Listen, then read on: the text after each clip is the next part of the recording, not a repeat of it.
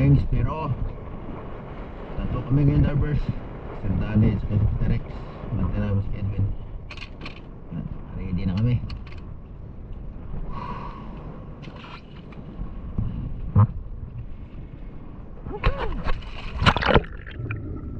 At pagkababa natin mga kaspiro ay nagload na tayo ng pana natin. Yung roller na spirga natin na inverted sit up ang rubber mga kaspiro. Ayan, may dalawang kicker sa ilalim. Dagdag lakas ng ating pana mga kaspiro.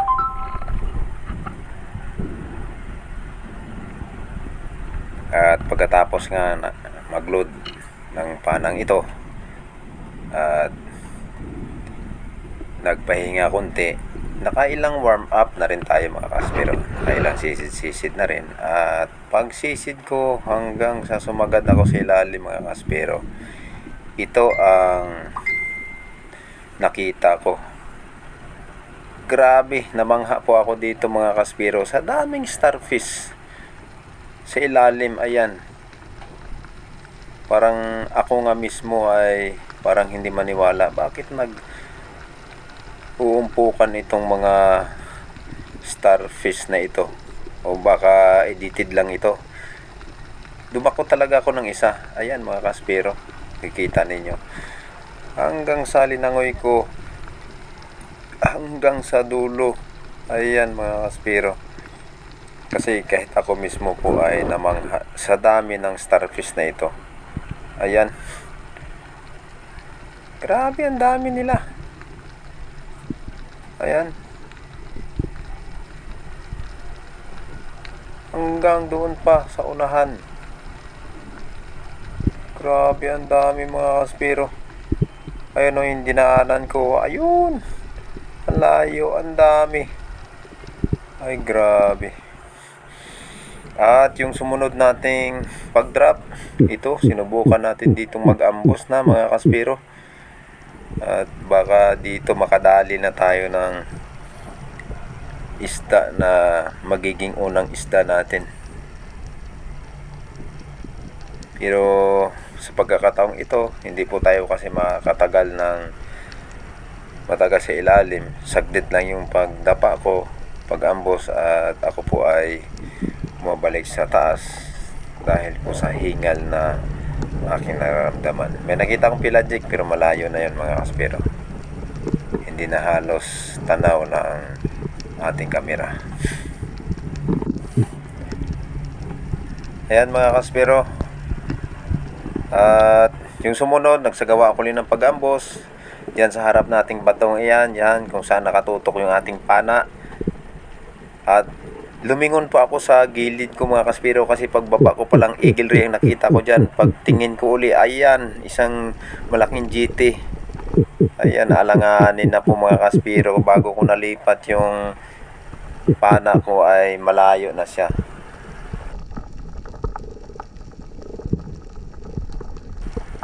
Ayun na ang buong pangyayari mga kaspiro, isang idlapan lang. Kung hindi ako lumingon, sana sa tapat ko yun, napana ko yun mga kaspiro. Pero ganun talaga ang mga totoong nangyayari sa ilalim ng tubig. Walang take two yan mga kaspiro. Wala tayong magawa kundi balik sa taas para makapagpahinga.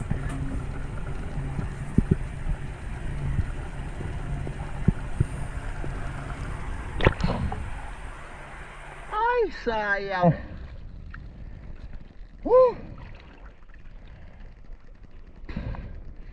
Baulot ako tatol. Mana? Balikin tabi ko.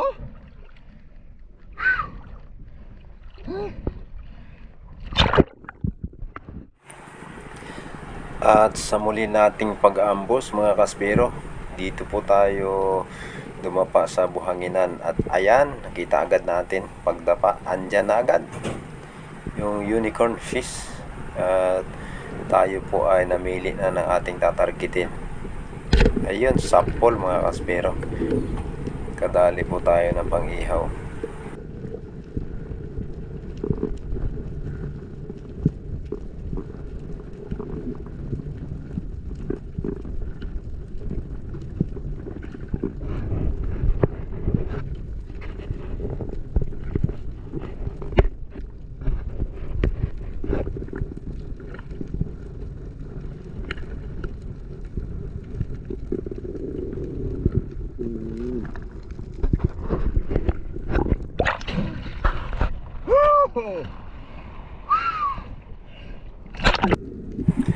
Good size na po itong napana natin mga kaspero.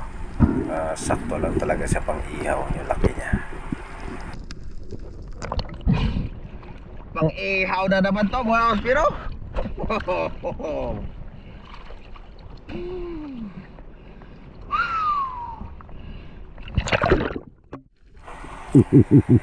At sa muli po nating pag-ambos mga kaspero, yan, sa pagkakataon pong ito, malakas po ang current, high tide mga kaspero. Nakikita nyo po yung mga brown na yan na halaman sa harap ko ay gumagalaw sa lakas po ng current. Kaya pag ganito po ang current mga kaspero, hindi malayo na may mga pelagic na dadaan talaga dito sa lugar na ito. Kasi alam nyo po, napakagandang spot po ito mga kaspero. At hindi po nagtagal sa di kalayuan, ayun na, isang grupo po ng longnose emperor ang lalaki. Ayan mga kaspero. At nung napansin nila ako, bumalik. At kung saan ang pinakamalapit sa atin, yun po ang pinana ko sa pool. Nadali natin mga kaspero, isang longnose emperor. Laki.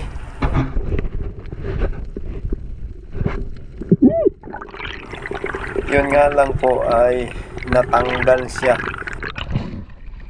Ay sayang.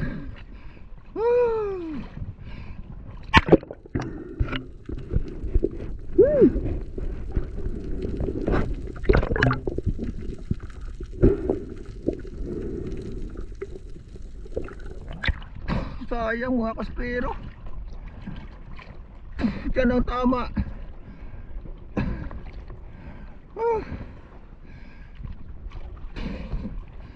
Ay, nagpapana nga. Ayaw naman magpakain.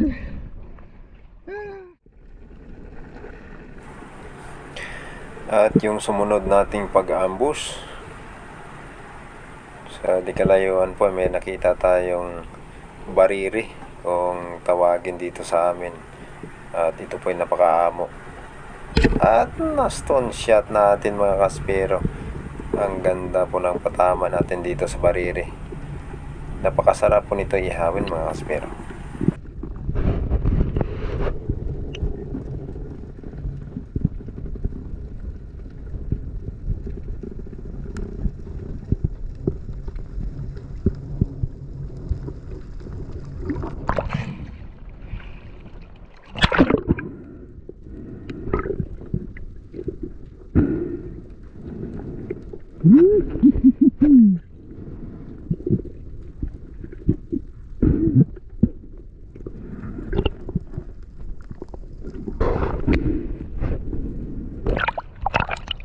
Stone shot.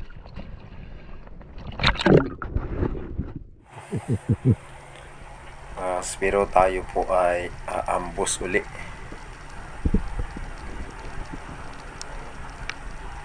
Dito na po ito sa medyo malalim na part. Hindi naman napakalalim, sakto lang. Katamtama lang ang lalim nito mga kaspero. Kaya nag-antay-antay tayo dito konti. At mayroong papalapit po sa atin mga kaspero. Isang bluefin trevally. Yan, sapol. Ganda ng patama natin dito mga kaspero. Nadali natin isang bluefin trevally.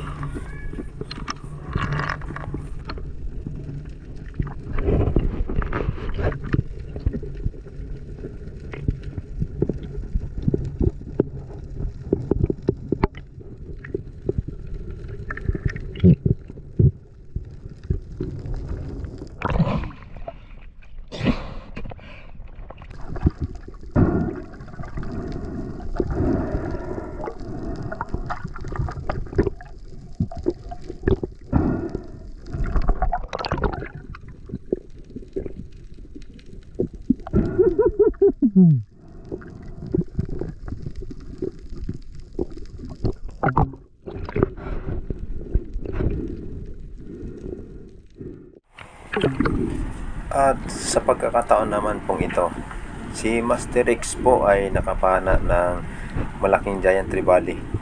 At plano ko po dito isisikin shot ko at mabidyohan natin yung pagsikin shot. Nauna si Master Dani. Ayun. Sa pool. Nadali na ni Master Dani. Ang importante mga kaspiro, kung sino man, kahit sino man ang makasikin shot sa amin, ang importante ma-secured ang isda na huli namin.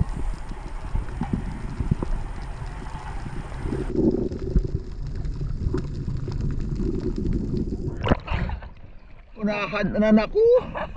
Ya. Masakit shot kita ko eh. Nakita po natin mga kaspero, ang saya namin sa grupo namin. GT ni Master X, mga kaspiro. Nasikin shot ni Master Dani.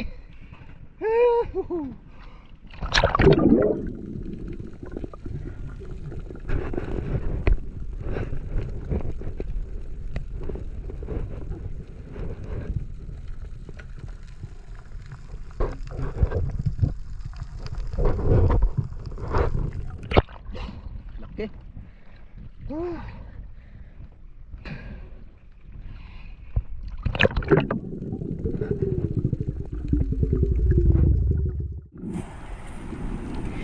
Ito namang malaking unicorn. Ayan. Walang record pagpana. Kasi dito po ito mga kaspiro sa inaharvest namin ng unicorn na katamtama ng lalim. Kikita nyo, blue ang tubig. Nakailang daan na kami dito ni Master X, ni Master Danny, wala kami nakita. Kaya hindi naka-ready yung GoPro natin mga kaspiro. At bigla na lang na dumaan. Ha! Mag-ihaw na ito ni birthday boy. Wala record pagpana, tol.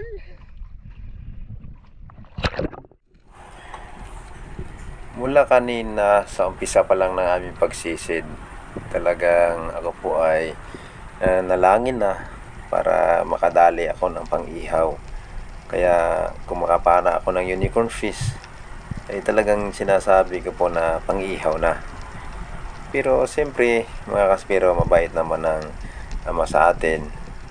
Tayo ay humihingi, ay hindi naman siya pumayag na unicorn lang iihawin natin sa birthday natin. Ito, abangan nyo mga kaspiro kung ano ibibigay sa atin na pang-ihaw. Pag drop ko sa ilalim, paglingon ko sa gilid, ayan, lumapit, binigay sa atin sapol. Diba mga kaspero, ang ganda ng patama. Wala nang kawala yun mga kaspero. Sigurado na. Yan na talagang binigay sa atin na pang-ihaw. Ang bidyong ito mga kaspero ay nataon talaga ito sa kaarawan ko, April 14. Kaya yan mga kaspero. Ayari ka kay birthday boy.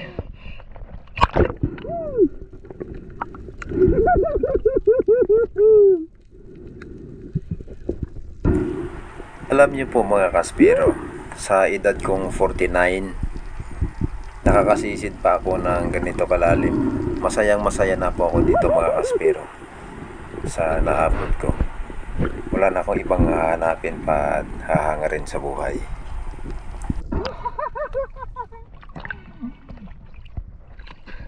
Ihaw ka mamaya.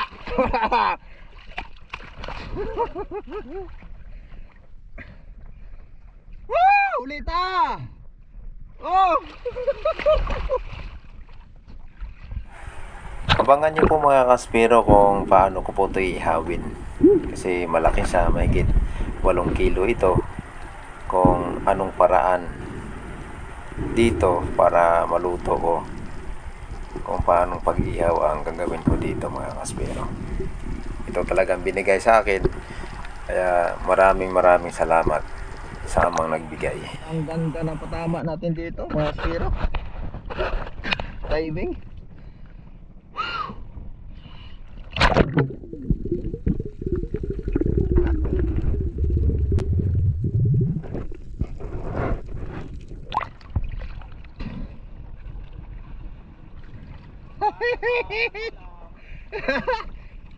Atol. Wow, hindi nabigo yung matanda.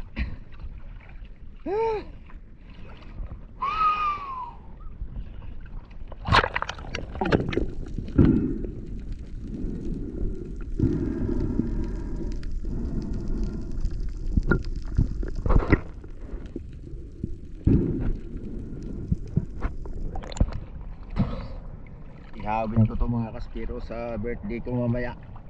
Ngayong araw. Bugto.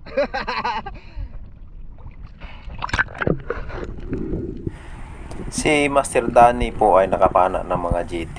Si Master Rex nakapana din po. Pero gusto ko po talaga na ako ang makapana sa Selfie muna ihabin ako, ko. tol. Selfie ko sa ihabin ko mamaya. Mga kaspiro, pasensya muna kayo. Selfie muna ako dito sa pinana ko bago ko ito ihawin. Kasi ang kakain nito, kaming focus group. Sa amin lang yun mga kaspiro.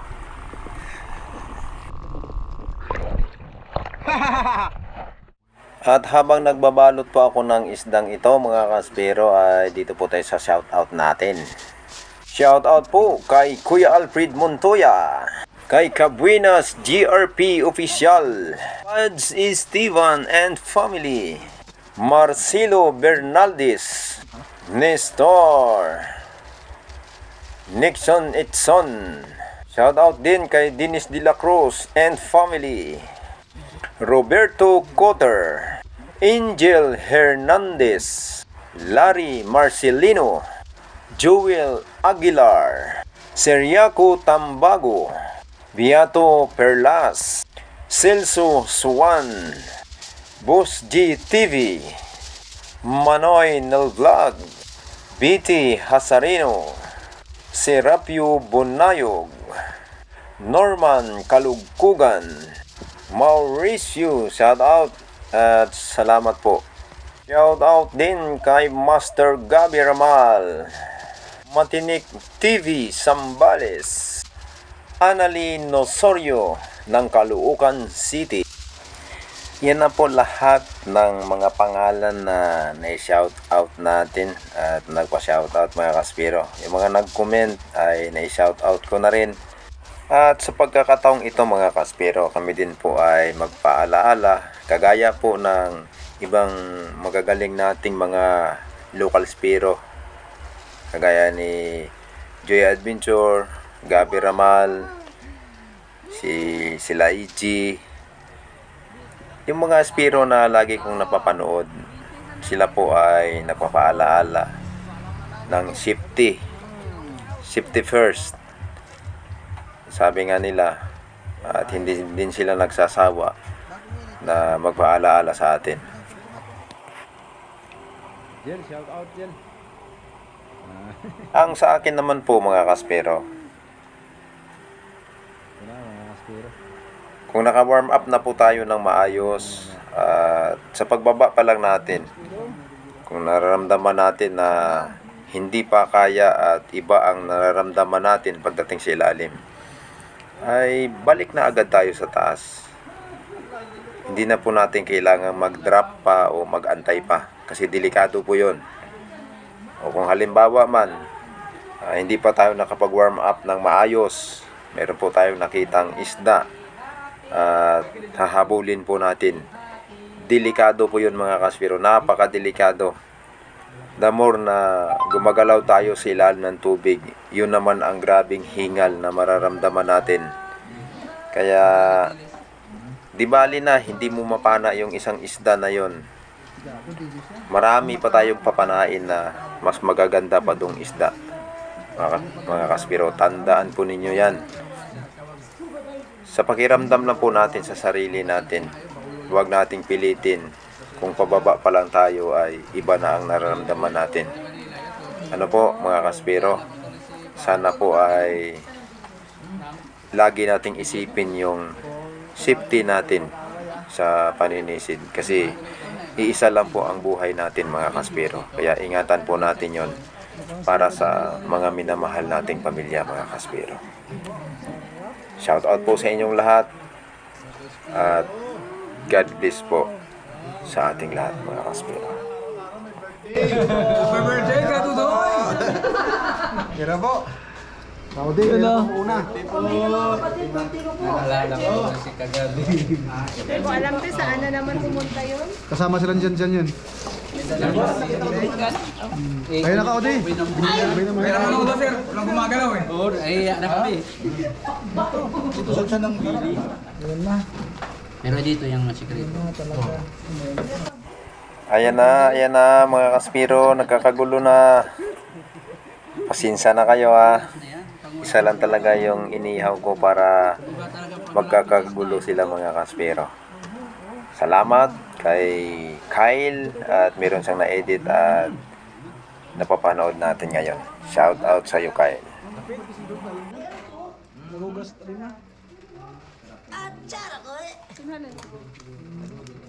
Mga kaibigan, ito na po ang briefcase, the showcase.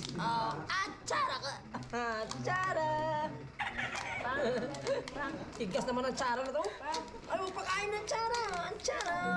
Pait-pait! Ay, ampaw, ang palaya. Ang pinakamasarap at mapait na pagkain. Ang palaya.